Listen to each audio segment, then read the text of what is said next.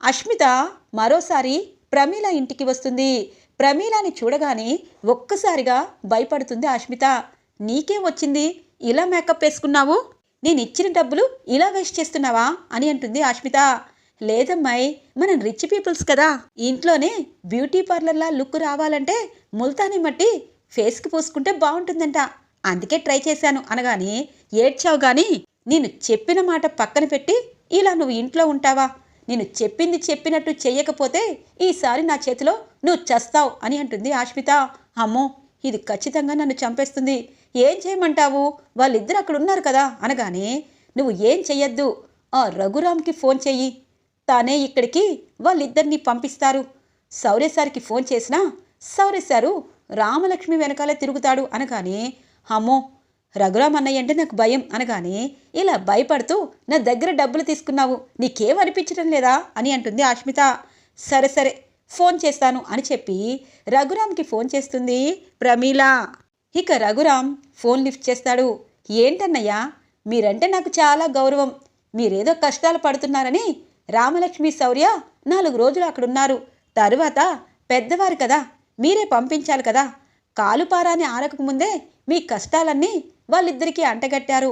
వాళ్ళకి కనీసం సంతోషం, ముద్దు ముచ్చట, ఇలా వ్రతాలు పూజలు ఇవేమీ లేకుండా మీ ఇంట్లోనే ఉంచుకున్నారు. ఇది ఎంతవరకు కరెక్ట్? అనుకోకుండా పెళ్ళయింది, తరువాత జరగాల్సిన తంతులన్నీ జరగాలి కదా అని అంటుంది ప్రమీల. ఇంతలో పద్మావతి వస్తుంది.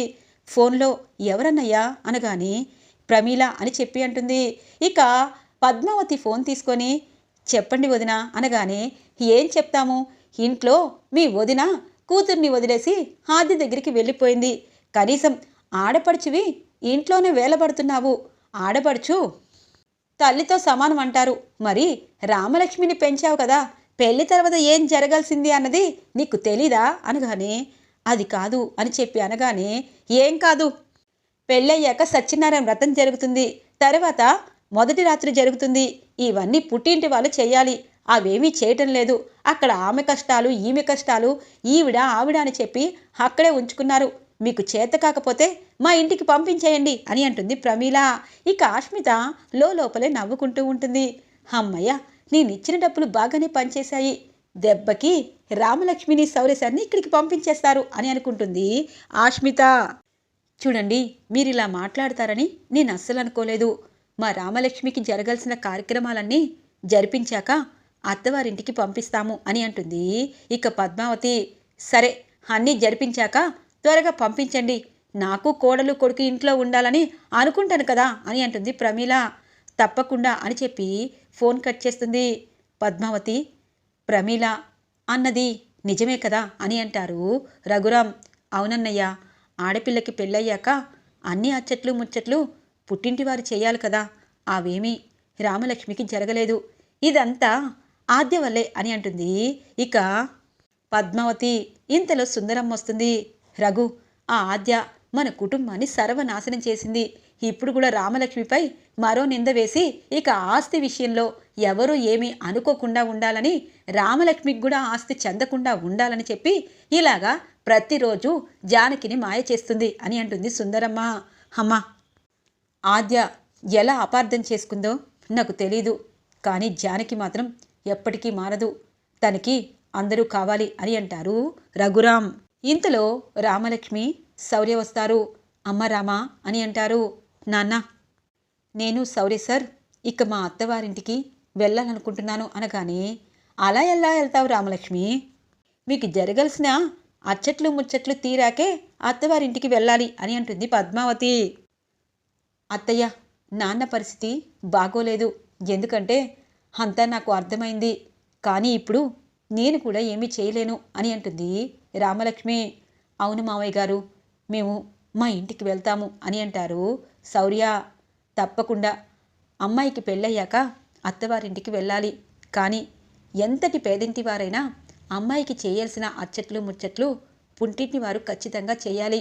చూడు రామా, సత్యనారాయణ వ్రతం చేయాలి, దాని తరువాత కార్యక్రమాలు చేయాలి. ఇవన్నీ చేయాలి అంటే పంతులు గారిని కలవాలి. నువ్వు మా విషయంలో దిగులు పడద్దు అని చెప్పి అంటారు రఘురామ్. ఇది ఇలా ఉండగా ఆద్య ఇక అద్దంలో చూసుకుంటూ ఉండగానే శ్రీను వచ్చి నడుం పట్టుకుంటారు.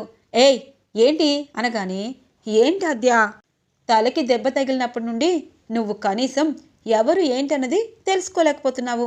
నేను నీ మొగుడ్నే కదా అని అంటారు శ్రీను. ముందు వదులు అని అంటుంది. వదలను, ఎందుకంటే నీకు దెబ్బ తగిలింది, నీకు గుర్తు తీసుకురావాలి అనగానే, నోర్మయ్, ఆ రామలక్ష్మి నా మీద కుళ్ళుతో నా తల పగలగొట్టింది అని అంటుంది ఆద్య. చూడాద్య, నిజం చెప్పాలంటే నీతో జోకులు వేస్తున్నాను అనుకోవద్దు. రామలక్ష్మి అలాంటిది కాదు. కానీ ఒకటి మాత్రం నిజం, ఆ గుడిలో ఖచ్చితంగా మనల్ని ఎవరో ఏదో తప్పు పట్టించాలని పెళ్ళి ఆగేలా చేసి, అలాగే రామలక్ష్మిపై నింద వేసేలా చేసేటట్టు ఎవరో కావాలని చేశారు ఆద్య. ఇదంతా ఒకసారి నువ్వు గుర్తు చేసుకో అనగానే, అవును, కానీ ఎర్ర డ్రెస్సు రామలక్ష్మి కదా వేసుకుంది అని అంటుంది. అయ్యో, గుడిలో రామలక్ష్మి ఒక్కదే ఎర్ర డ్రెస్ వేసుకుందా? తను వేసుకున్నట్టు వేరే వాళ్ళు కూడా వేసుకోవచ్చు కదా.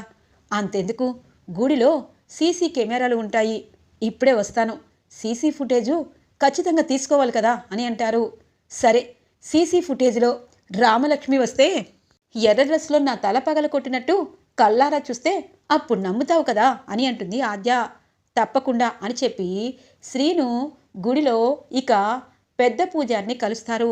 బాబు, ఆ రోజు సీసీ ఫుటేజ్ ఉంది, కావాలంటే చూడండి అని చెప్పి ఇక పంతులు గారు సీసీ ఫుటేజ్ చూపిస్తారు.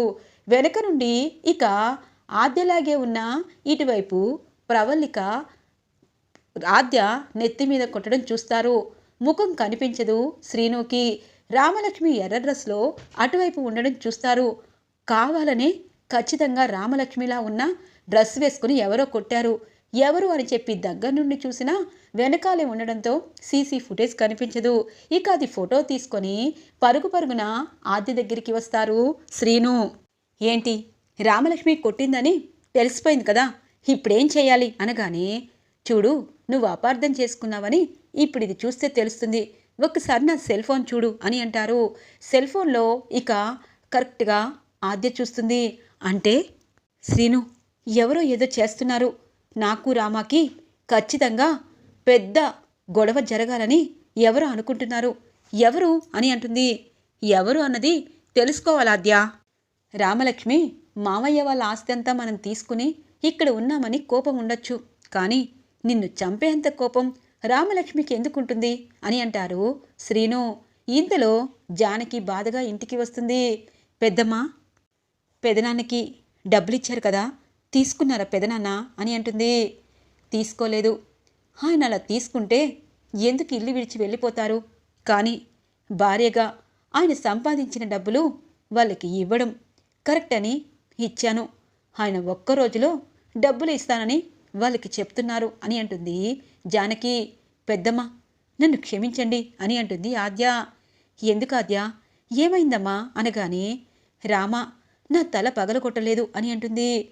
ఒక్కసారిగా షాక్ అవుతుంది జానకి. అవునత్తయ్య, రామలక్ష్మి కాదు, రామలక్ష్మిలాగే డ్రెస్ వేసుకున్న ఒక ఆవిడ ఆద్య తల ఇలా కొట్టింది, గుడిలో సీసీ ఫుటేజ్ ఇదిగోండి అని చూపిస్తారు. అవును ఆద్య, రామాకి నీకు గొడవ పెట్టాలని ఎవరో ఏదో చేస్తున్నారు, వాళ్ళెవరో తెలుసుకోవాలి అనగానే, అవును పెద్దమ్మ, ఎందుకంటే మనం పార్వతీ పిన్నిని నదిలో పడేయకపోయినా ఎవరో పడేశారు, అది మనమే అని చెప్పి పార్వతీ పిన్ని అనుకొని మనము పెదనాన్న మీరు విడిపోవడానికి కారణమైంది, అంటే ఎవరో ఏదో కుట్ర చేస్తున్నారు అని అంటుంది ఆద్య. అవునాద్య, ఖచ్చితంగా కుట్ర తెలుసుకుంటే, ఆ మనిషి తెలుసుకుంటే మనం మామయ్యలు అందరూ కలిసిపోవచ్చు, అందరూ ఇక్కడికి వచ్చేస్తారు అని అంటారు ఇక శ్రీను. సరే, ఆయన నేను ఇచ్చిన డబ్బులు వద్దన్నారు, నిన్ను తీసుకువెళ్ళిన భోజనం వద్దంటున్నారు, కానీ భర్త వద్దన్నా భార్య తీసుకుని వెళ్ళడం ధర్మం. ఆద్య, నువ్వు శ్రీను ప్రశాంతంగా ఉండాలి, మీ ఇద్దరూ సంతోషంగా ఉండాలి.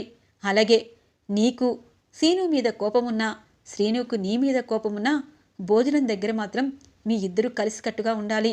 వంట చేశాను, ఆయనకి భోజనం తీసుకువెళ్తాను, మీరు భోజనం చేయండి అని అంటుంది ఇక జానకి. ఇక ఆద్య అలాగే శ్రీను ఇద్దరూ ఒకరి ముఖాలు ఒకరు చూసుకుంటారు. ఇది ఇలా ఉండగా ప్రవల్లిక కోపంతో రగిలిపోతూ ఉంటుంది. వాళ్ళనెళ్ళి ఆ రఘుని బాగా గట్టిగా డబ్బులు అడగమని నేనే పురమాయించాను. కానీ ఆ జానకి ఆ డబ్బులు కడుతుందా? చెప్తాను. భార్య అంటే ఇష్టం లేదు, చచ్చిపోయిందని కబుర్లు చెప్పి తనతో పాటు గుడిలో పెళ్లి చేయడానికి రెడీ అయిపోయాడు. ఇప్పుడేమో భార్య ఇచ్చిన డబ్బులు తీసుకొని ప్రశాంతంగా ఉంటాడా రఘు? ఇప్పుడు చెప్తాను ఈ ప్రవళిక ఏంటి అన్నది వీళ్ళ కుటుంబం మొత్తానికి తెలియజేసేటట్టు నేను చేస్తాను కదా అని అనుకుంటుంది ప్రవళిక. ఇక రఘురాం పొలం చేసుకుంటూ ఉంటే జానకి మళ్ళీ భోజనంతో వస్తుంది. నీకు ఎన్నిసార్లు చెప్పాలి? నేను భోజనం, నీ భోజనం, నువ్వు చేసిన వంట తినను అని అంటారు. చూడండి, మీరు ఎన్నిసార్లు చెప్పినా మీ భార్యగా మీ ఆకలి తీర్చడం నా ధర్మం. అందుకే చేతులు కడుక్కొని భోజనం చేయండి, మీరు చేస్తేనే నేను చేస్తాను అని అంటుంది. ఇలాంటి మాటలని నన్ను మళ్ళీ అనగానే, ఏ నేనేం చేశాను, ఏం అన్యాయం చేశాను అని అంటుంది జానకి. ఇంతలో ఇక రామలక్ష్మి వస్తుంది. నాన్న, అమ్మ వంట చేసుకుని తీసుకొచ్చింది, భోజనం చెయ్యొచ్చు కదా అనగానే, చూడు రామా, అమ్మ నీకు లేదని చెప్పాను, నువ్వు అమ్మ గురించి మర్చిపోవాలి అని చెప్పి అంటారు. సరే నాన్న, అమ్మ గురించి మర్చిపోతాను.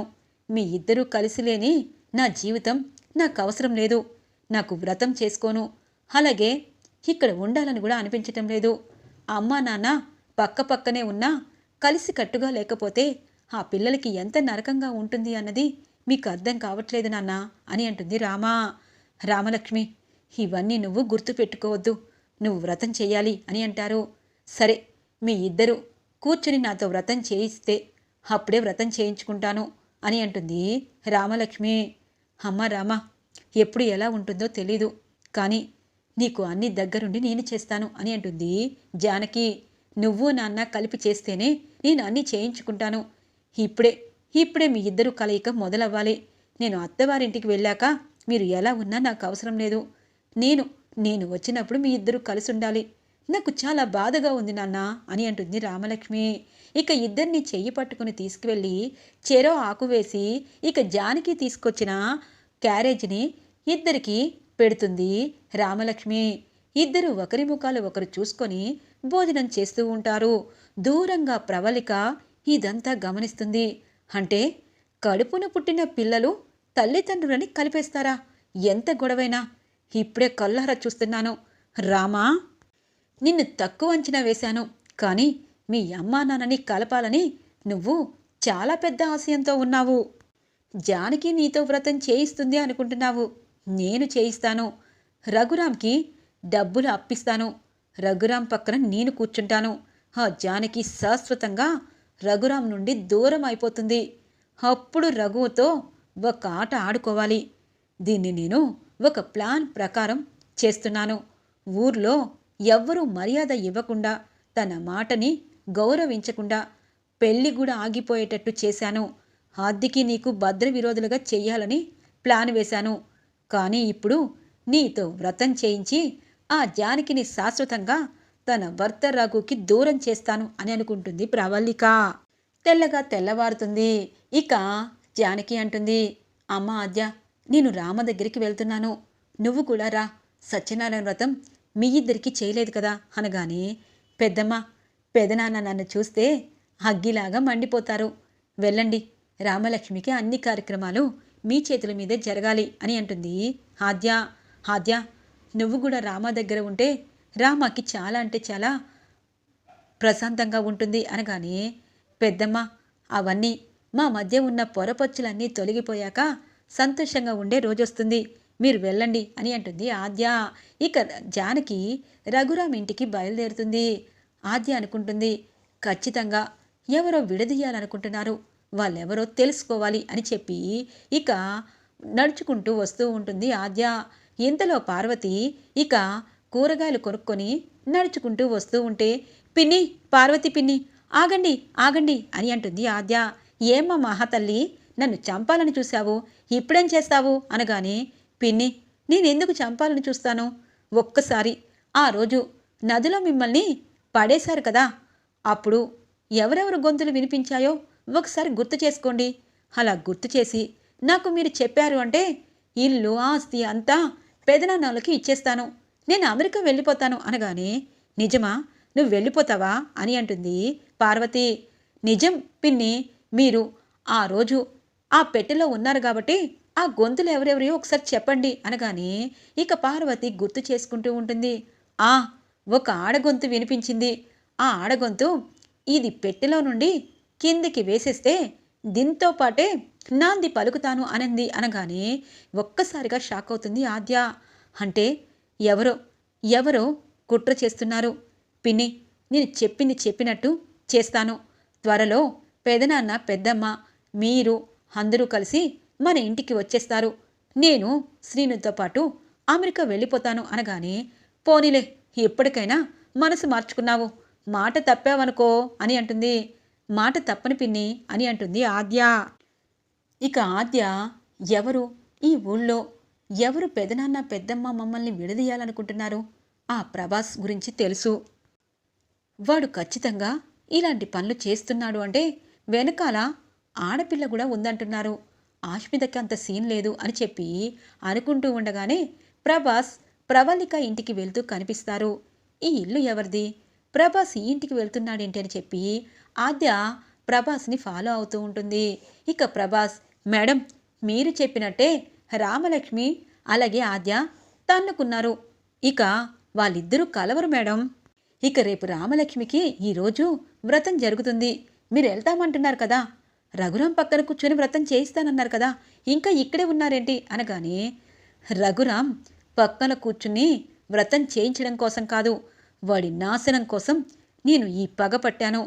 ఆ ఆద్య తల పగలకొట్టి ఎర్ర డ్రెస్సులో రామ మీదకి నెట్టేశాను అని చెప్పి జరిగిందంతా మరోసారి చెప్తూ ఉంటుంది ప్రవళిక. మేడం ఇప్పుడు వెళ్ళండి, అక్కడ మీరు వెళ్తే ఇక రామలక్ష్మి వ్రతం గీతం వద్దని చెప్పి అత్తవారింటికి పరిగెడుతుంది.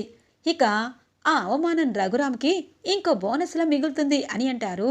ఇక ప్రభాస్ సరే వెళ్తున్నాను అని చెప్పి ప్రవళిక కారులో ఇక రఘురామ్ ఇంటికి బయలుదేరుతుంది.